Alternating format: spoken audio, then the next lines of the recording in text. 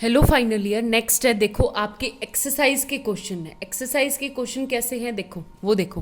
Question number है आप लोगों का 15। इसने कहा कि इफ यू वी एंड डब्ल्यू आर लीनियरली इंडिपेंडेंट, ये पहले ही दे रखा है कि यू वी आपका लीनियरली इंडिपेंडेंट है in v f, then show that these are also linearly independent. ठीक है, हमें ये प्रूव करना है कि ये भी क्या होंगे, आपके लीनियरली इंडिपेंडेंट होंगे। तो सीधी सी बात, आपकी प्रूव करने का एक बेस्ट तरीका है कि सबसे पहले अगर ये लीनियरली इंडिपेंडेंट है यानी ऑल स्केलर्स आर जीरो, तो ये मैं मैट्रिक्स फॉर्म बनाऊंगी और ये यू वी यानी 1 1 0 0 1 1 एंड 1 0 1 भी क्या होगी आपकी। तो कैसे तरीका, वही first row select, first element नीचे वाले को जीरो बनाओ तो माइनस कर दो, तो ये आ जाएगा 1 1 0 0 1 1 और 0 -1 1। ठीक है, फिर सेकेंड रो में जाएंगे, सेकेंड एलिमेंट ऐड कर देंगे तो ये आ गया 0 2।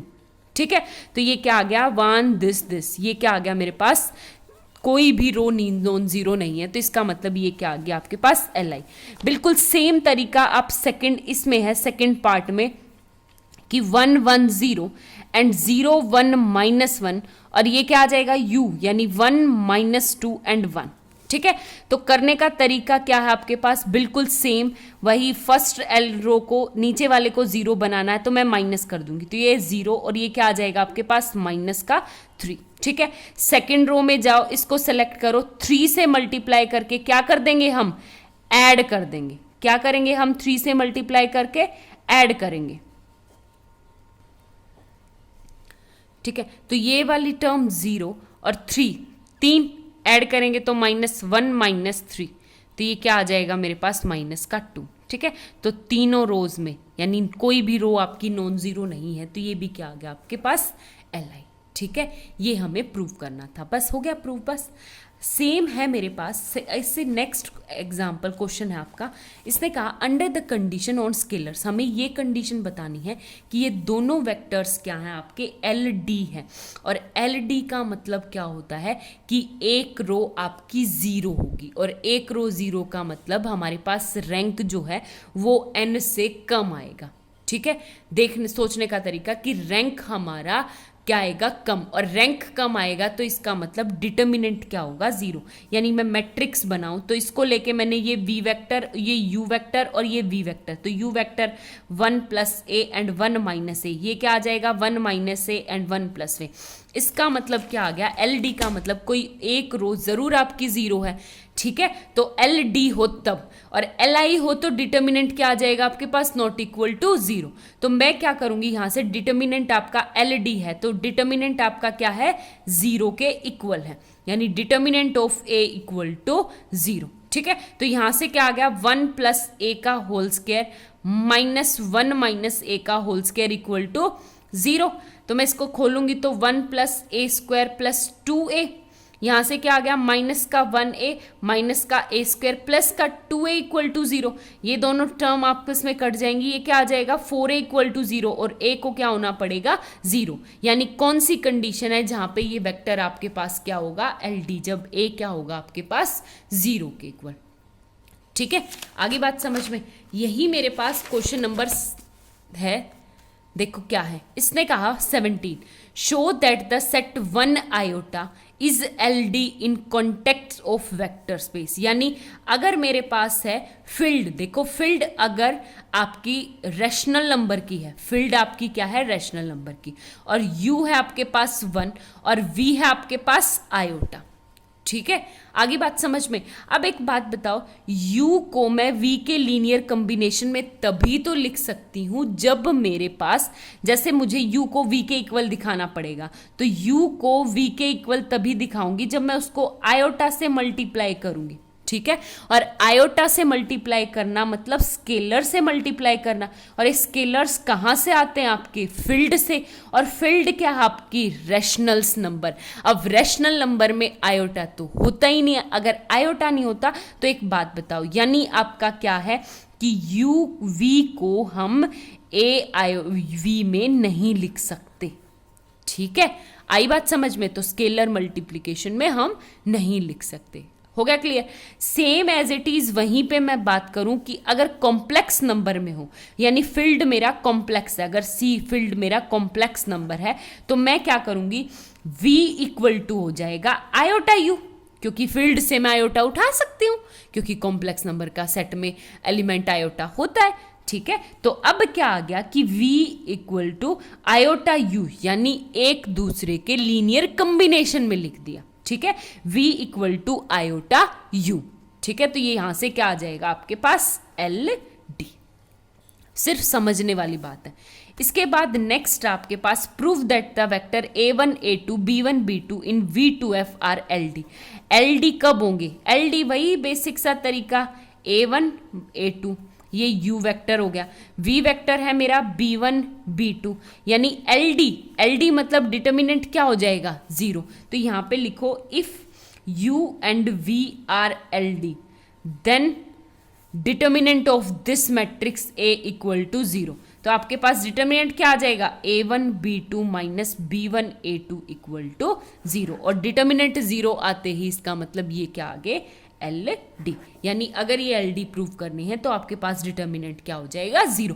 वहीं अगर आपके पास पूछा जाए कि ये एल आई प्रूव करने, एल आई मतलब लीनियरली इंडिपेंडेंट, और लीनियरली इंडिपेंडेंट का मतलब डिटर्मिनेंट क्या हो जाएगा आपके पास नॉन जीरो। ठीक है, यही हमें प्रूव करना था। उसके बाद है हमारे पास क्वेश्चन नंबर दिस। पहले 22 क्वेश्चन देखते हैं। इसने कहा कि show that two vectors of a vector space VC where C is the set of complex number are LD।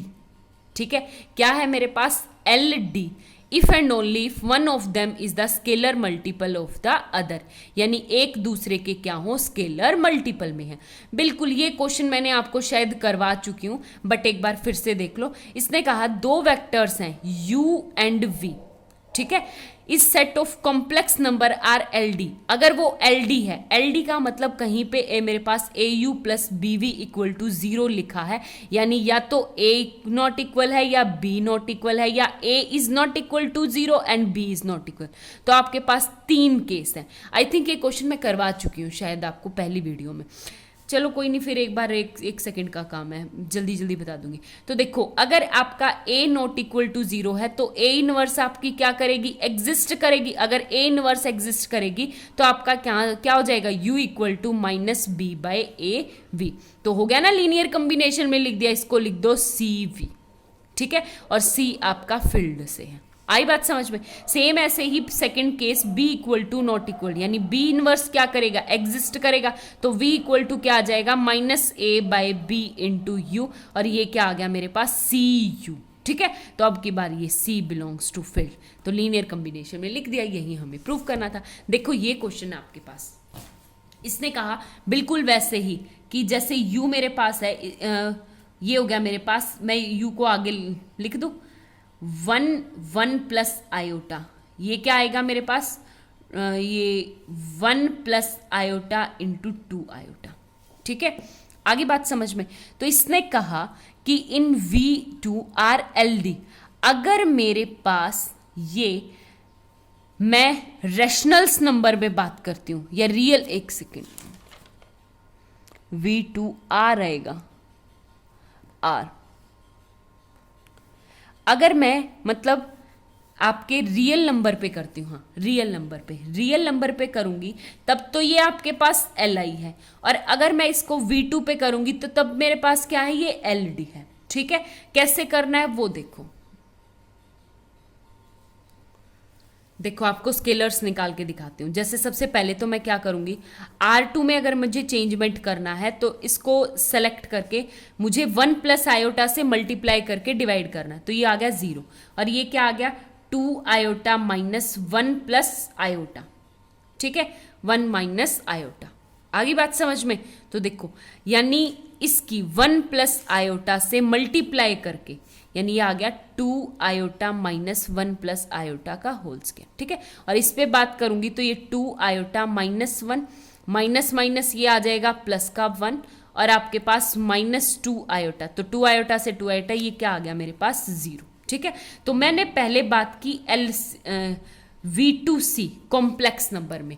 एक बात बताओ, जब मैं कॉम्प्लेक्स नंबर में बात कर रही थी तो कॉम्प्लेक्स नंबर का मतलब है कि मैंने स्केलर मतलब R2 में चेंजमेंट किया, क्या R2 minus 1 plus iota R1, यानी स्केलर 1 प्लस आयोटा से मल्टीप्लाई किया ना, तभी तो मेरे पास दिया। तो ये कॉम्प्लेक्स नंबर में तो आयोटा हमारे पास वैलिड है, बट अगर हम रियल नंबर में बात करें तो ये आयोटा हमारे पास नंबर ही नहीं है। हम कहाँ से उठा लाए, पता ही नहीं हमें कहाँ से उठा लाए। ठीक है, तो अब अगर आपको रियल नंबर पे बात करनी तो रियल नंबर पे कैसे करेंगे, LI है या नहीं है करने का एक बेस्ट तरीका है कि मैं क्या करूं कि लीनियर कॉम्बिनेशन में लिखा जा सकता है, दो वेक्टर है बस U और V, और U और V को इक्वल दिखाना है। For example linear combination A में, तो आपके पास U क्या है, रियल नंबर पे बात करें। अब कॉम्प्लेक्स का तो मैंने दिखा दिया कि ये LD है क्योंकि ये 0 आ गया। बस रियल नंबर पे बात करते हैं। रियल नंबर पे कैसे करेंगे कि अगर ये LD हम मान के चलें, LD मान के चले तो U इक्वल टू AV होगा, या आपके पास कोई ना कोई V इक्वल टू AU होगा, कुछ ना कुछ तो होगा ही। दोनों को एक दूसरे के लीनियर कॉम्बिनेशन में लिख सकते हैं नीचे वाले में। ठीक है, तो इस तरह से A equal to something this, या कोई ना कोई तो एलिमेंट होगा। तो सेम एज इट इज मैं क्या करूं, U इक्वल टू AV मान के चलूं तो U क्या है आपके पास 1 plus iota comma 2 iota equal to A V क्या है आपके पास 1 प्लस आयोटा। ठीक है, 1 कोमा। तो एक बात बताओ, ये इक्वल कब होगा, जब 1 plus iota equal to A, and यहाँ पे क्या आएगा 1 plus iota into A equal to 2 iota. तो एक बात बताओ, यहाँ से A की वैल्यू क्या आ गई 1 प्लस आयोटा, यानी स्केलर क्या आ गया 1 प्लस आयोटा, कॉम्प्लेक्स नंबर। ऐसे ही प्रूव करना पड़ेगा आपको।